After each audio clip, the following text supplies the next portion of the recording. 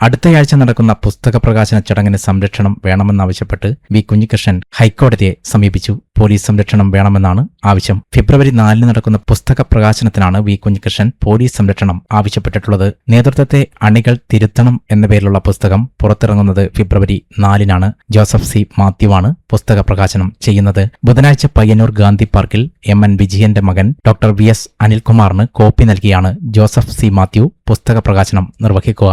ചങ്ങാത്ത മുതലാളിത്തത്തിന്റെ പ്രയോക്താക്കളായി CPM നേതാക്കൾ മാറി. സംഘടനാ തത്വങ്ങൾ നിർലജ്ജം ഉപയോഗിച്ചുകൊണ്ട് കൊള്ളക്കാരെ സംരക്ഷിക്കാൻ ഉപയോഗിക്കുന്നു. രക്തസാക്ഷി ഫണ്ട് തട്ടിപ്പുൾപ്പെടെ സാമ്പത്തിക ക്രമക്കേടുകളും അതിന്റെ വിശദമായ കണക്കുകളും പുസ്തകത്തിൽ ഉൾപ്പെടുത്തിയിട്ടുണ്ട്.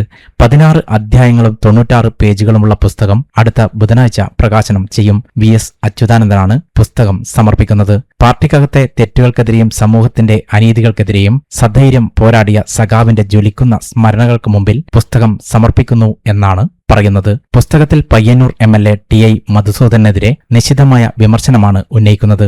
നേതൃത്വത്തെ അണികൾ തിരുത്തണമെന്നാണ് പുസ്തകത്തിൽ പറയുന്നത്. പയ്യന്നൂരിലെ പാർട്ടി നന്നാവണമെങ്കിൽ TI മധുസൂദനൻ ആദ്യം നന്നാവണം. നേതാക്കൾ തെറ്റ് ചെയ്താൽ മിണ്ടരുതെന്ന് അനുഭവങ്ങൾ പഠിപ്പിച്ചുവെന്നും വി കുഞ്ഞികൃഷ്ണൻ പുസ്തകത്തിൽ പറയുന്നു.